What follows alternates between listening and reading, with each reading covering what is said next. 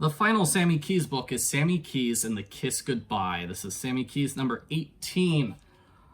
I see a lot of people really like this book, and I am not one of them. I'm sorry to be mean. I don't want to be the typical angry YouTube reviewer, but I didn't like this book. I thought it was bad and not a good way to end the series. You know, it has two major premises which are a good idea, but I don't think they quite worked. And the first major premise is that Sammy's friends have to solve the mystery. A culprit from a previous book returned and tried to kill Sammy, and now Sammy's in the hospital, so her friends have to solve the mystery of who tried to kill Sammy on the fire escape to the senior high-rise. And that's a good place to have the attempted murder, because we've seen that place in so many other books. And it's a cool idea to have the book focus on all of Sammy's friends. You know, without Sammy, can they solve the mystery without her? There's like a Nancy Drew book with that premise. It's like, oh no, Nancy's gone, Bess and George have to solve the mystery on their own. Can they do it? And that's a decent premise. I think in this case it didn't quite work because they don't solve the mystery. You know how far they get into solving the mystery? They start on a suspect list. You know, they include a bunch of villains from previous books. And that's about it. So they have a partially finished suspect list. And that's about it. That's the entire investigation. And so I think that in itself was a huge letdown. There really is no mystery. When we get to the end of the book just tells us outright who the culprit is. Instead of having solid clues leading up to the culprit. Now, the culprit does appear in disguise a few times, so you might be able to guess the culprit. I don't think so. I don't think anybody could actually legitimately solve the mystery on their own. Yeah, gosh, usually with the Sammy Keys books, you can't solve the mystery on your own, and there are little clues leading up to it, but in this case, it's just not really a mystery, and the friends seem kind of incapable of solving the mystery without Sammy. And it is also sad because this means we've got a Sammy Keys book without Sammy, and I miss her. Her narration is good. This is the author's narration, so the author is just being clear, hey, I'm the first person narrator here, generally speaking as an omniscient third person narrator, but occasionally uses the first person pronouns, sort of like the Chronicles of Narnia books. That happens there too. But I didn't think the narration was as engaging as Sammy Keys' narration, just because Sammy is so mean and snarky. Now, on a positive side, because Sammy's not in this book, we do get to focus on scenes that we wouldn't normally see. Okay, what's going on with the parents, or what's going on with Grandma and Hudson when Sammy wouldn't be there with them, or what's going on with her mom, that sort of stuff. So that's kind of interesting. We get to jump around and see the minor characters. And that's the second big premise of the book, is that it's just a continuity fest. All the characters from previous books return. Most of them. It felt like the author just went through the previous books and made a list of all the characters they liked. And it seems like the reaction to this is kind of split. I'd honestly forgotten most of these characters, so my reaction was usually something along the lines of, oh yeah, there was a book with a pig in it. That was weird. What book was that? Number 4? Number 5? And then it's oh, hey, it's the Sisters of Mercy from book 3. Weren't they the culprits in that book? Am I misremembering? I must be misremembering because they don't seem to be in jail. So they can't be the culprits. But then again, we're told most of the culprits are now out of jail. There's a lot of Sergeant Borscht, though, in this book, too. And I like that.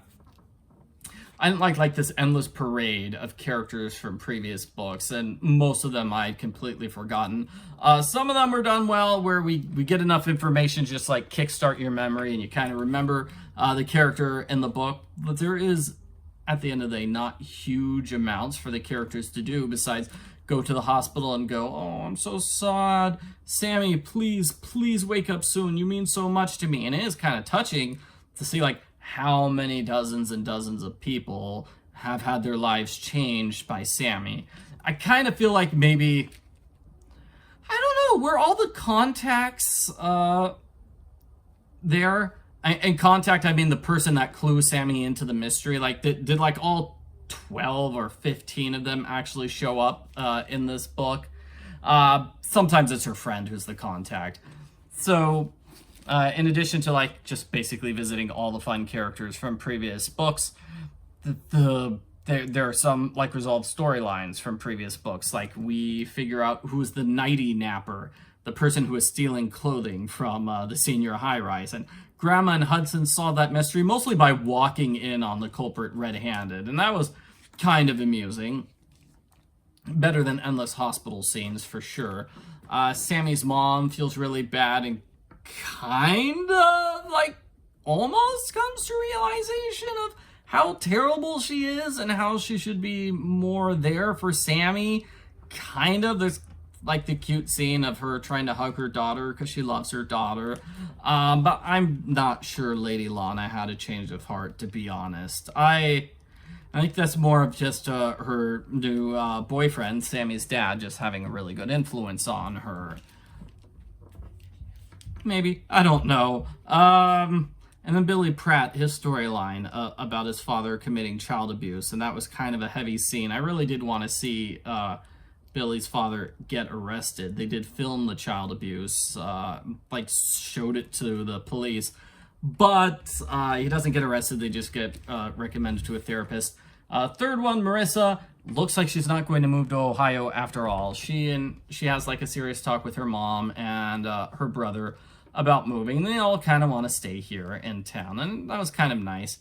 And yeah, I mean, that's basically it that happens for the book. It's just kind of a parade of characters from previous books, and there is some funny stuff, but I was really hoping for more of the mystery. Basically not really a mystery. It's just kind of endless scenes in the hospital surrounding our poor friend Sammy Keys, and I just don't think that was the send-off that I wanted. Now, it's not a bad idea to have like all the fun and interesting characters from previous books return. Like, I just played Paper Mario: The Thousand-Year Door on my other YouTube channel, and they do the same thing. It's great. But in that, it's more like, 20 seconds we get to see, here's the characters from Chapter 1 cheering on Mario, the characters from Chapter 2 cheering on Mario, the characters from Chapter 3 cheering on Mario. And this book kind of tries to do that. It's like, here are various characters from book number 1 cheering on Sammy at the hospital, and then characters from book 3 and book 4, and, they're all kind of blended together in a big, huge group at times. They did seem to focus a lot on the Heavenly Hotel people. I'm not sure where that went, because it had the manager and then the two other people. So the wrestler guy from next door, and then the psychic fortune teller lady, who I think showed up in like 2 different books. And then they all go out and they kind of go to an Italian restaurant. It just stops there. Like, Arnie, the guy who's in charge, like, he collects them all, takes them to see Sammy, and they go back, and he stops by this one restaurant and has a bunch of lasagna. And then it just stops there. I'm like, where was that story going? I feel like Hudson could have been used more. He was more of the... I mean, it was Grandma and Lana, Rita and Lana interacting, and Hudson was basically playing referee. He didn't take the stand-up role that I was expecting him. I was expecting him to play a much bigger role in the finale. Marissa played an appropriately large role. So did Heather and Sergeant Borsch. So I feel like those 3 were definitely nailed. Sammy's other friends, maybe not so much. One of them was like this person I didn't remember at all. And they're talking about this person like they were a main character in several books, and I just, yeah. Well, anyway, those are my thoughts on Sammy Keys and The Kiss Goodbye. Overall, I didn't like this book. I'm sorry. I did not think it was a good finale for the series. Like, it's a Sammy Keys book without Sammy Keys in it, and it has a bunch of the Sammy Keys characters, and they're okay, but they're mostly all doing the exact same thing, and there's no real mystery. And the culprit is from one of the Oh, I don't want to say that. I don't want to spoil who the culprit is, but if I did say the culprit is somebody from a previous book who's returned to get revenge on Sammy, and if you gave me a list of every single character in that book and asked me, hey, which one is the culprit? I would be like, no clue. No clue whatsoever. So yeah, and then at the end of the book when they had the big culprit reveal, it's basically, oh, was that person the culprit? What are the circumstances of the mystery in that book? I just don't remember, and so that kind of plays in like to the endless parade of like characters returning and having cameo appearances. Like one chapter cameo appearances. If you don't remember them, it's like So yeah, I think this might be my least favorite book in the Sammy Keys series. I'm sorry. I don't want to end the series on such a negative note, but I just didn't like it.